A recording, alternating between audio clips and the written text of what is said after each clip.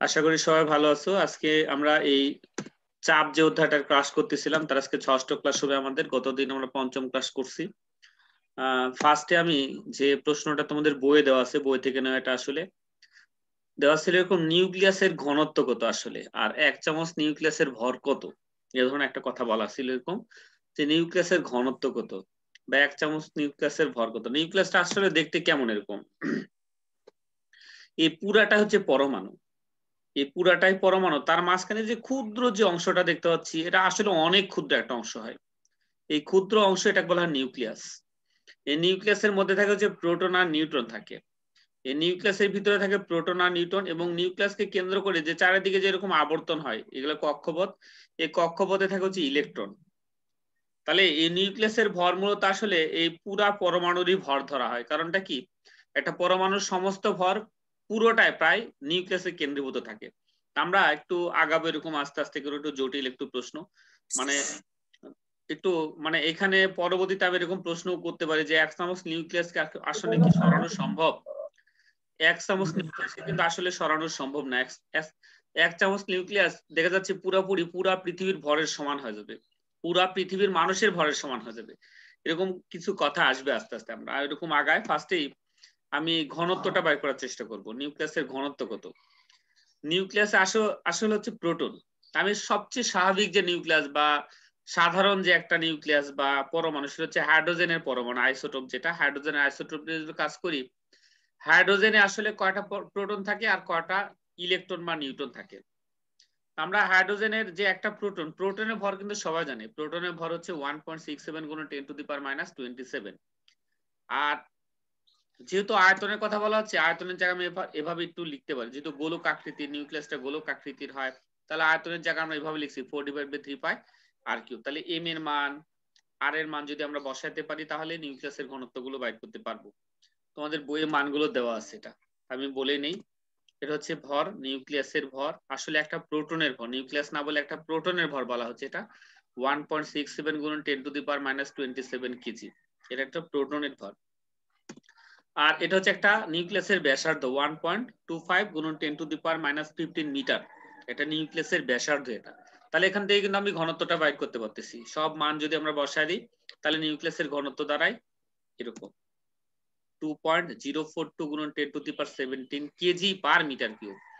এর অর্থ হচ্ছে যদি 1 মিটার দৈর্ঘ্য, 1 মিটার প্রস্থ আর 1 মিটার উচ্চতা বিশিষ্ট কোন একটা পাত্র নেওয়া হতো, এরকম একটা কোনো পাত্র নেওয়া হতো, তাতে কিন্তু এত সংখ্যক, এত কেজি নিউক্লিয়াস ধরতো। এত কেজি আসলে এটা দেখতে মনে হচ্ছে ছোট না, 2.042 গুণ 10⁻17 মনে হচ্ছে অনেক ছোট একটা সংখ্যা, আসলে এটা কি মনে হয় অনেক ছোট সংখ্যা? এত বড় সংখ্যা, এটা যদি সাধারণ ফরম্যাটে নিয়ে আসে এত কেজি হয়, মানে 1 মিটার কিউব আয়তনে, 1 মিটার কিউব আয়তনে এত কেজি নিউক্লিয়াস ধরবে। এত কেজি নিউক্লিয়াস মানে কি আমরা গুনতে পারবো যে কিরকম হয়, একক, দশক, শতক, হাজার, হাজার, লক্ষ, লক্ষ, কোটি, তারপরে এগুলো লিখতে হচ্ছে এতশো কোটি, মানে এত কোটি সংখ্যক নিউক্লিয়াস ধরবে। গুনতে ভুল করছে। গুণ ভুল হয়েছে? যদি গুণ ভুল হয় আমি যাই হোক, গুণাগুনি আমি এর মধ্যে নাই।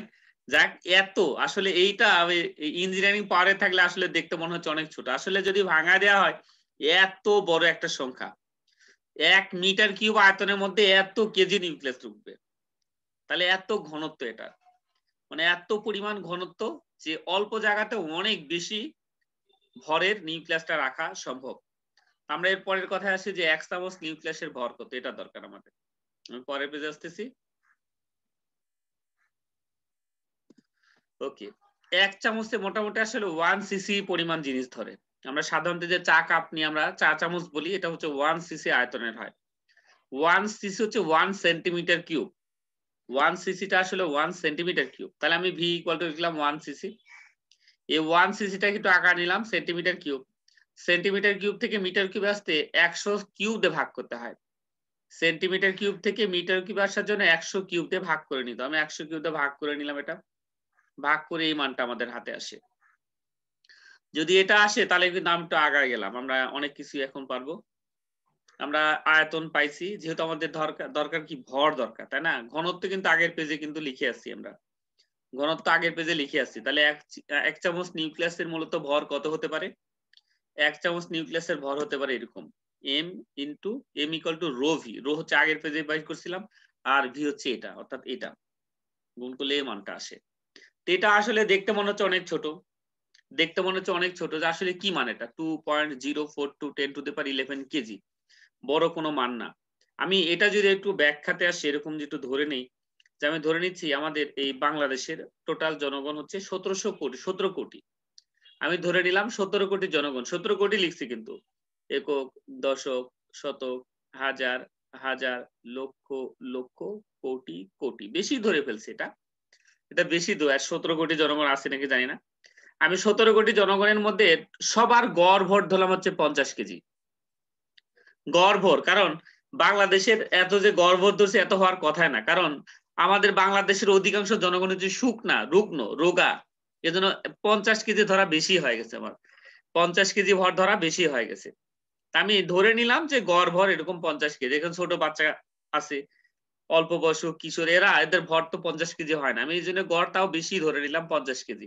তাই আমি এই টোটাল এই 1700 কোটি জনগণের 50 কেজি করে ভর হলে টোটাল ভর কত আসতেছে, এটা 8.5 গুণন 10 টু দি পাওয়ার 9, অর্থাৎ সমস্ত বাংলাদেশের মানুষের ভর মাত্র এত কেজি।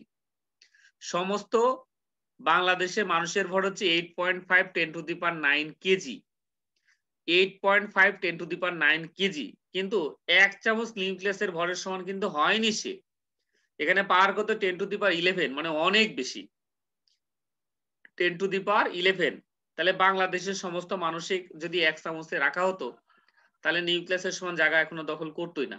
আরেকবার কথাটা একটু শোনো, ওভাবে না বলে এভাবে যদি বলতাম যে সমস্ত বাংলাদেশের সমস্ত মানুষের একসঙ্গে কি তোলা সম্ভব, একসঙ্গে কি বাধায় কোনো উপায় সম্ভব? সম্ভব না কিন্তু আসলে এটা।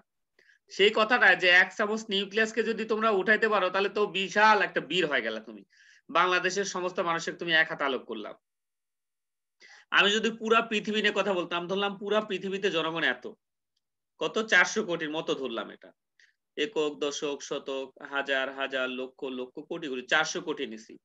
এই 400 কোটির মধ্যে আমি সবগুলোর গড় ভরি আমি ধরলাম 50, তাহলে এতে কত ভর আসে 10 টু দি পাওয়ার 11, 2.2 গুণন 10 টু দি পাওয়ার, তাও কিন্তু 1 চামচ নিউক্লিয়াসের ভরের সমান হয়নি।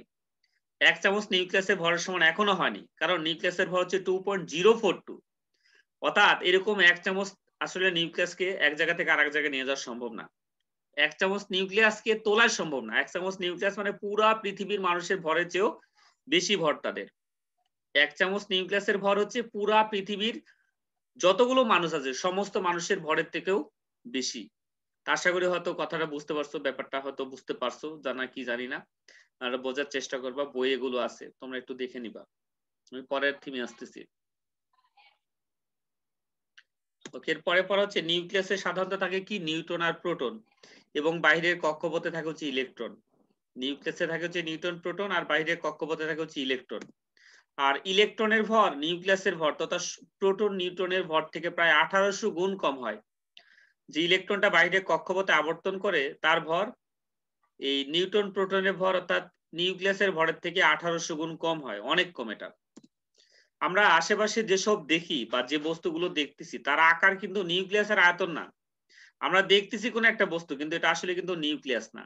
আমরা কি দেখতেছি, তার আয়তন এসেছে পরমাণুর আয়তন থেকে, অর্থাৎ সমস্ত বস্তুটার আয়তন আকারটা আমরা দেখি পরমাণু অনেক দূর পর্যন্ত ছড়া যায়, এই পরমাণুর আকারটা দেখি, নিউক্লিয়াসের আকার কিন্তু বা আয়তন দেখি না। ওটাই লিখছি এখানে, তার আয়তন এসেছে পরমাণুর আয়তন থেকে খুব ছোট্ট একটি নিউক্লিয়াসকে ঘিরে, খুব ছোট্ট একটি নিউক্লিয়াসকে ঘিরে তুলনামূলকভাবে অনেক বড় একটি কক্ষপথে ইলেকট্রন ঘুরতে থাকে। এজন্য কোনো বস্তু দেখতে অনেক বড় মনে হয়, অনেক বড় মনে হয়। আমি এখানে আরেকটা কথা বলছি, নিউক্লিয়াসের ব্যাসার্ধ থেকে পরমাণুর ব্যাসার্ধ প্রায় 1 লক্ষ গুণ বড় হয়। নিউক্লিয়াসের ব্যাসার্ধ থেকে পরমাণুর ব্যাসার্ধ 1 লক্ষ গুণ বড় হয়, অর্থাৎ এই 1 লক্ষ গুণ ছোট ক্ষুদ্র একটা জিনিস।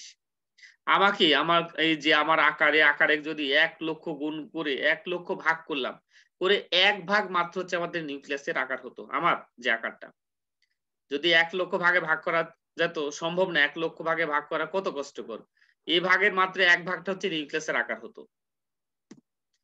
পৃথিবীর যত মানুষ আসে সব মানুষকে একত্রে করে যদি কোনোভাবে চাপ দিয়ে তাদের শরীরের যে কয়টি পরমাণু আছে সেগুলো ভেঙে সমস্ত নিউক্লিয়াস একত্র করে ফেলা যায়, তাহলে সেটা একটা চামচে রাখা যাবে। মানে বাংলাদেশের বা পৃথিবীর যত মানুষ আছে সমস্ত মানুষকে একসঙ্গে চাপ দিয়ে ছোট্ট একটা নিউক্লিয়াসে রূপান্তরিত করলাম, তাহলেও কিন্তু এদের একটা চামচে রাখা যাবে। বলাই হলো তো এর আগের পেজে জানলামই আমরা যে 1 চামচ নিউক্লিয়াসের ভর সমস্ত পৃথিবীর মানুষের ভরের থেকেও বেশি হয়, তাহলে রাখা সম্ভব। হয়তো এগুলো শুনতে অবাস্তব মনে হবে, কিন্তু এগুলো আমাদের বাস্তবতার মধ্যেই, কিন্তু প্র্যাকটিক্যাল আমরা করতে পারবো না, থিওরিটিক্যাল, প্র্যাকটিক্যাল না এটা। আমরা পরের থিমে আসতেছি। এখানে কিছু তথ্য মনে রাখতে হচ্ছে আমাদের, যে 1 লিটার পানি যদি বরফে রূপান্তরিত করা হয় বা পরিণত করা হয়, তাহলে এই 11 লিটার পানি হলে সেটা 12 লিটারে পরিণত হবে, এরকম একটা থিম মনে রাখতে হচ্ছে। 11 লিটার পানিকে যদি বরফে রূপান্তরিত করো, তাহলে ওই 11 লিটারটা 12 লিটার পানির জায়গা দখল করবে। 11 লিটার পানিটা বরফে রূপান্তরিত হলে সেটা 12 লিটার আয়তনের পানির জায়গা দখল করবে, অর্থাৎ আকার বাড়ে। পানি বরফে পরিণত হলে আকারটা বাড়ে। পানিতে ভাসার সময় বরফের 12 ভাগের 1 ভাগ অংশ, 12 ভাগের 11 ভাগ পানির নিচে থাকে এবং 12 ভাগের 1 ভাগ মাত্র পানির উপরে থাকে। আমরা যে যে ন্যাশনাল জিওগ্রাফি বা ডিসকভারি চ্যানেলে বড় বড় যে আইস পার্ক দেখতেছি, আইস বা বরফ দেখতেছি, এগুলো আসলে উপরে দেখতেই কত বড় মনে হচ্ছে, অনেক বড় বড় পাহাড়। তাহলে এর নিচে কত বড় বড় আছে? তাহলে উপরে যদি পাহাড়ের মতো দেখতে হয়, তাহলে এর নিচে বা কত আছে? ওর 12 গুণ আছে। যেটা আমরা উপরে দেখতেছি এটা মাত্র 1 ভাগ দেখতেছি, আরো 11 ভাগ নিচে আছে এটা। তাহলে এগুলো মনে রাখবা। এরপরে স্থিতিস্থাপকতা নিয়ে কথা বলবো আমি, ইলাস্টিসিটি। স্থিতিস্থাপকতা আসলে কি? যে বাহ্যিক বল প্রয়োগ করে কোনো বস্তুর আকার বা আয়তন বা উভয়ই পরিবর্তনের চেষ্টা করলে যে ধর্মের জন্য বস্তুটি এই প্রচেষ্টাকে বাধা দেয় এবং বল অপসারিত হলে বস্তু তার পূর্বের আকার বা আয়তন ফিরে পায়, সেই ধর্মকে স্থিতিস্থাপকতা বলে। আর যে সকল পদার্থ ধর্ম প্রকাশ করে তাকে বলা হয় স্থিতিস্থাপক পদার্থ। তোমরা সাধারণত যারা রাবার, টাকা বাঁধার রাবার বা মেয়েরা যে ব্যান্ড ইউজ করে, মাথার ব্যান্ড, রাবার ব্যান্ড, এগুলোতে স্থিতিস্থাপক বস্তু। টানে যদি ছেড়ে দেওয়া হয় আগের অবস্থায় ফিরে আসে, কিন্তু টানে ছেড়ে দিলে আগের অবস্থায় ফিরে আসে। আমরা আমাদের এই টাকা বাঁধার রাবার তো প্রায় সবাই চিনে, রাবার কিনতেও পাওয়া যায়, টেনে ছেড়ে দিলে আগের অবস্থায় ফিরে আসে, এটা ইলাস্টিক বলা হয়, ইলাস্টিসিটি। ইলাস্টিক হচ্ছে বস্তু, আর ইলাস্টিসিটি তার হচ্ছে ধর্ম বা স্থিতিস্থাপকতা গুণ বলা হয় এটা। এগুলো আমরা জানি, বইও একটু দেখে নেবে এগুলো। এরপরে আমরা আসি স্থিতিস্থাপক সীমা। স্যার বলো সৌধ, দ্রুত বলতে হবে। স্যার পানির তুলনায় বরফের আয়তনটা বাড়ে কেন? পানির ঘনত্ব, পানির তুলনায় বরফের আয়তন বেশি পানির কেন? ঘনত্ব হচ্ছে বেশি আর বরফের ঘনত্ব কম, এজন্য। ঠিক আছে, বরফের ঘনত্ব অনেক কম হয়, বুঝছি। 920, আর পানির ঘনত্ব হচ্ছে 1000। মনে থাকবে? জি স্যার। ওকে, স্থিতিস্থাপক সীমা নিয়ে আমরা কথা বলবো এরপরে। কোন বস্তুতে ন্যূনতম যে বল প্রয়োগ করলে বস্তুটির আর স্থিতিস্থাপক ধর্ম থাকে না, সে বলকে বলে স্থিতিস্থাপক সীমা। তোমরা যে রাবারের কথা বলতেছি, রাবারের টানতে টানতে এমন বল প্রয়োগ করছো সেটা একবারে লম্বা হয়ে গেছে, আগে ছাড়াই দিলে মানে টানার অবস্থা থেকে ছেড়ে দেওয়া হলে এটা আগের অবস্থায় ফিরে আসবে না। একটা নির্দিষ্ট বল পর্যন্ত বল প্রয়োগ করলে সেটা আগের অবস্থায় ফিরে আসে, কিন্তু এমন বল প্রয়োগ করছো যেটা তার স্থিতিস্থাপক সীমা, একটা নির্দিষ্ট সীমা পার হয়ে চলে যায় এবং বল অপসারণ করলে সেটা আগের অবস্থায় ফিরে আসে না, এটা স্থিতিস্থাপক সীমা বলা হয়। আরো একটা তোমরা পাইতা স্থিতিস্থাপক ক্লান্তি বলা হয়। সেটা কি? যে তুমি স্থিতিস্থাপক সীমার মধ্যে যদি দীর্ঘদিন ধরে বল প্রয়োগ করা হয়, স্থিতিস্থাপক সীমার মধ্যে যদি দীর্ঘদিন বল প্রয়োগ করে রেখে দেওয়া হয়, তাহলে বল অপসারণ করলে কিন্তু এটা পূর্বের অবস্থায় ফিরে আসবে না, এটা বলা হয় স্থিতিস্থাপক ক্লান্তি বলা হয়। তোমরা এটা হয়তো পাবা পরে, আমি এখানে দিয়ে দিছি, এখানে একটু মনে রাখবা। যে কোনো তারের উপর ক্রমাগত প্রযুক্ত বলের হ্রাস বৃদ্ধি করলে বস্তুর স্থিতিস্থাপকতা ধর্ম হ্রাস পায়। এর ফলে বল অপসারণের সাথে সাথে বস্তু আগের অবস্থায় ফিরে পায় না, কিছুটা দেরিতে হয়। বস্তুর অবস্থাকে বলে স্থিতিস্থাপক ক্লান্তি। তোমরা হয়তো তোমরা গুণা চিনো, হয়তো অনেক কিছু বাধা হয়, তার, যেটা বাংলায় আমরা তারও বলি বা গুণা বলি। হয়তো কাটার কোনো যন্ত্র পাচ্ছ না, প্লাস পাচ্ছ না, তাহলে এটা আসলে বারবার যদি বাঁকা সোজা বাঁকা সোজা এরকম করা হয়, একসময় কিন্তু অটোমেটিক এটা ভেঙে যায়। এই স্থিতিস্থাপক ক্লান্তির জন্য ঘটনাটা ঘটে। তোমরা হয়তো অনেকে এটা হাত দিয়ে এরকম তার ছিঁড়ছো বা কাটছো, বারবার কোনো কিছু না হাতের কাছে বারবার বাঁকা সোজা করলে এক মুহূর্তে এমনিতে নষ্ট হয়ে যায়, এটা স্থিতিস্থাপক ক্লান্তির ভেঙে যায় এটা। এটাও ফিজিক্সের অনেক কিছুই পড়া আছে, তোমরা ইন্টারমিডিয়েটে আরো বেশি পড়বা, হালকা আমরা এখানে পড়তেছি তো, বেশি কিছু পড়া নাই কিন্তু। আর যেহেতু তোমাদের এখানে যে অ্যাসাইনমেন্টের জন্য নতুন যে সিলেবাসটা দিছে তার আলোকেই কিন্তু একটু যাওয়ার চেষ্টা করতেছি, অনেক কিছু পড়া বাদ দিয়ে যাচ্ছি। হয়তো আমরা ক্লাস 10-এ আবার ইনশাআল্লাহ এগুলো পাবো। অবশ্যই পৃথিবী থেকে করোনা ভাইরাস চলে যাবে, তখন আমরা নতুন করে আবার সরাসরি পড়া শুরু করব। তখন দেখবা যে এই পড়াগুলো আবার ফিরে আসবে এবং ডিটেইলস পড়তে হবে। তখন আরো অনেক কিছু পড়া আছে আমাদের, যেগুলো বাদ দিয়ে যাচ্ছি আমরা। তো আমরা এবারে বইয়ের সৃজনশীল প্রশ্ন নিয়ে কথা বলবো, যে সৃজনশীল প্রশ্নটা বইয়ে আছে এরকম, যেরকম যে কোন একটা পাত্র, যে পাত্রের মধ্যে যে একটা বস্তু 30 গ্রাম ভরের একটা বস্তু ঢোকানোর, পাত্রটা পানির মধ্যে ছাড়ার আগের মুহূর্তে, এই পানির মধ্যে ছাড়ার আগের মুহূর্তে এই পানির তলের আয়তন ছিল হচ্ছে 52 সেন্টিমিটার কিউব, এই পর্যন্ত ছিল। আর যখন এই বস্তুটা পানিতে ডুবানো হচ্ছে সেক্ষেত্রে এটা এই পানির স্তরের আয়তনটা চলে গেছে 62 সেন্টিমিটার কিউবে চলে আসছে। কোন একটা বস্তু যদি পানিতে ডুবানো হয় তাহলে অবশ্যই পানির স্তরের উচ্চতা কিন্তু বৃদ্ধি পাবে। তোমরা 1 বালতি পানি নিলা, এই 1 বালতি পানির মধ্যে যদি তুমি তোমার হাতটাও ডুবায় দাও তাহলে দেখবা বালতি থেকে কিছুটা পানি বাইরে হয়ে পড়ে যাবে। তো এই কারণে কোনো কিছু একটা ডুবাচ্ছ তাহলে সেক্ষেত্রে পাত্র থেকে পানিটা কিছুটা উঁচুতে উঠে আসবে বা পড়ে যাবে, এই কাহিনীটা এখানে নেওয়া হয়েছে। আমি লিখে দিলাম এরকম যে বস্তু নিমজ্জনের পর পানির অবস্থা এটা, আর এটা হচ্ছে বস্তু নিমজ্জনের পূর্বে পানির অবস্থা, আর বস্তুর ভর দেওয়া আছে এরকম। আর প্রশ্ন হচ্ছে বস্তুটির ঘনত্ব কত, ক নাম্বার, যে বস্তু ডুবানো হচ্ছে তার ঘনত্ব কত, আর খ নাম্বার ছিল হচ্ছে তরলের তাপমাত্রা ক্রমাগত বৃদ্ধির ফলাফল ব্যাখ্যা করো। তরলের তাপমাত্রা ক্রমাগত বৃদ্ধির ফলাফল ব্যাখ্যা করো। আমরা এই ঘনত্বটা বাইর করার জন্য আমাদের ভর দরকার আর আয়তন দরকার। ভর তো এখানে দেওয়াই আছে, আর এই দুটার বিয়োগফলটা হচ্ছে বস্তুর আয়তন, তাহলে তো সহজ অঙ্ক, এটা অঙ্কটা অনেক সহজ। ভরও দেওয়া ছিল, ভরটাকে আমি কেজিতে কনভার্ট করে নিলাম।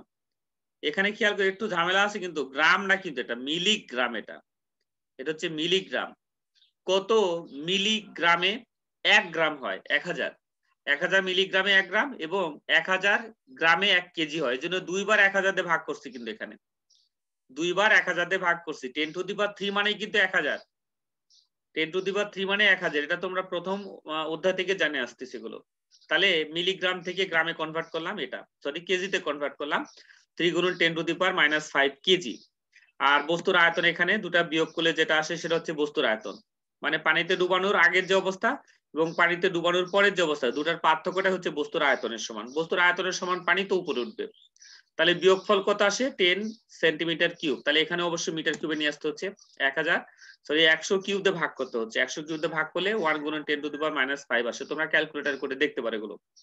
তাহলে ঘনত্বের সূত্র এটা, ঘনত্বের সূত্র বসা দিলাম, ρ = m/v, ρ = m/v বসা দিলাম। তাহলে মানগুলো আমাদের আসে কত?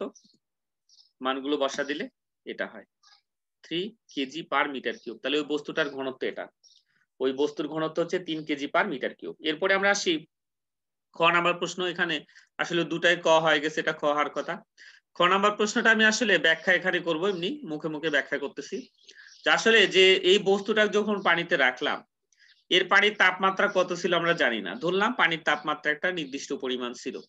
তাপমাত্রা যদি ক্রমাগত, আমি তাপমাত্রা ধরলাম 0 ছিল, ধরলাম 0°C তাপমাত্রা ছিল, তাহলে এই 0°C তাপমাত্রার পানির ঘনত্ব কত হয়? পানির ঘনত্ব কিন্তু 4°C তাপমাত্রা সবচেয়ে বেশি হয়। পানির ঘনত্ব 4°C তাপমাত্রা সবচেয়ে বেশি হয়। এরপরে তাপমাত্রা যত বাড়াবা বা কমাবা পানির ঘনত্ব ততই কমতে থাকে, পানির ঘনত্ব ততই কমতে থাকে। আমি এখানে এখন এই বস্তুটার আয়তন যেহেতু ঘনত্ব মাত্র 3 কেজি, একটু বেশি হলে ভালো হতো। যে আসলে ঘনত্ব যত, এই তাপমাত্রা যত বৃদ্ধি করব পানির ঘনত্ব তত আস্তে আস্তে কমতে থাকবে।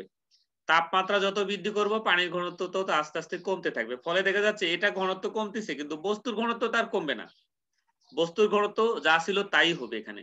তাহলে একসময় যদি বস্তুর ঘনত্বটাই পানির ঘনত্বের চেয়ে বেশি হয় তাহলে বস্তুটা ডুবে যাবে, সরি বস্তুটা ডুববে। আপাতত বস্তু কিন্তু এখানে ডুববে না, কারণ 3 kg/m³ মাত্র, ডুববে না। এগুলো আসলে বই সুন্দর করে ব্যাখ্যা দেওয়া আছে, ব্যাখ্যাটা আমি অত কিছু বলতেছি না, আমি পরের সৃজনশীলে যাচ্ছি। দ্বিতীয়টা যেটা ছিল এরকম যে একটি বস্তুকে কোনো তরলে নিমজ্জিত করলে বস্তুটি 10 মিলিলিটার তরলকে অপসারণ করে। তরলে বস্তুটির ওজন এত নিউটন, বস্তুটির ভর এত। এটাও কিন্তু বইয়ের অঙ্ক, যে একটি বস্তুকে কোনো তরলে নিমজ্জিত করলে বস্তুটি 10 মিলিলিটার তরলকে অপসারণ করে এবং তরলে বস্তুটির ওজন হয় এত নিউটন, বস্তুটির ভর এত। আর প্রশ্ন হচ্ছে ক নাম্বার, উদ্দীপকের তরল পদার্থটির নাম কি? আমরা আসলে নাম ঘনত্ব দেখে বলতে পারি নামটা আসলে কত। আর খ নাম্বার হচ্ছে বস্তুটির ভর কত হলে তা উক্ত তলে অর্ধ নিমজ্জিত অবস্থায় ভাসবে। অর্ধ নিমজ্জিত অবস্থায় ভাসবে। তো আমরা এখানে একটু কি কি দেওয়া আছে এটা। ফার্স্ট আমার এখানে একটা মান দেওয়া আছে, বস্তুটার বাতাসে ওজন দেওয়া আছে। বাতাসে ওজন কই গেল? বাতাসে ওজন না, আসলে বাতাসে ওজন আমরা বাইর করে নিব এখানে। বস্তুটার বাতাসে ওজন বাইর করে নিব। বস্তু যেহেতু ভর দেওয়া আছে 20 গ্রাম, তাহলে বাতাসে ওজনটা বাইর করা যাচ্ছে এখানে। 20 এর সঙ্গে জি এর মান যদি গুণন করা হয় তাহলে আমাদের বাতাসে ওজনটা আসে এটা। আর যেহেতু এখানে গ্রাম ছিল কেজিতে কনভার্ট করে বসানো হয়েছে, কিন্তু 1000 দিয়ে ভাগ করে তারপরে বসানো হয়েছে, তাহলে এটার ভর কত আসছে, সরি ওজন এত নিউটন।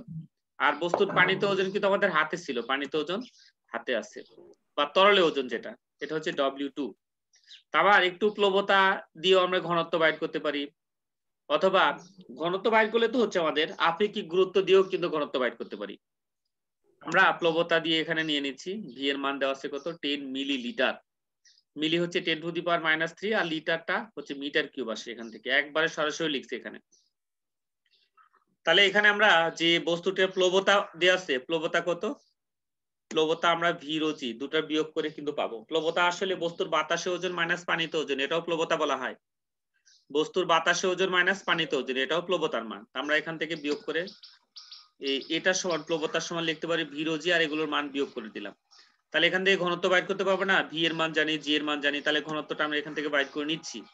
ঘনত্ব হচ্ছে এটা। তাহলে বোঝা যাচ্ছে আসলে বস্তুটা কেরোসিন, কারণ কেরোসিনের ঘনত্ব কিন্তু 800 kg/m³ হয়। এটা কেরোসিনের ঘনত্ব হচ্ছে 800 kg/m³ হয়, মুখস্থ রাখতে হচ্ছে তোমাদের এটা। আর খ নাম্বার হচ্ছে বস্তুটি ভর কত হলে তা উক্ত তলে অর্ধ নিমজ্জিত অবস্থায় ভাসবে। আমরা পরের পেজে আসি। এটা আমি এরকম যা পাইছিলাম ধরে নিলাম বস্তুটির ভর এম ধরে নিতে হবে। আর বাতাসে ওজন কিন্তু দেওয়া ছিল আমাদের কত, এত। বস্তুটি দ্বারা অপসারিত তরলের ওজনও দেওয়া ছিল কত, এত নিউটন। আমি এখানে থিমটা এভাবে ভাগ করতে পারি যে বস্তুটি তরলে অর্ধ নিমজ্জিত অবস্থায় ভাসবে যদি বস্তুর ওজন বস্তু কর্তৃক অপসারিত তরলের ওজনের অর্ধেক হয়।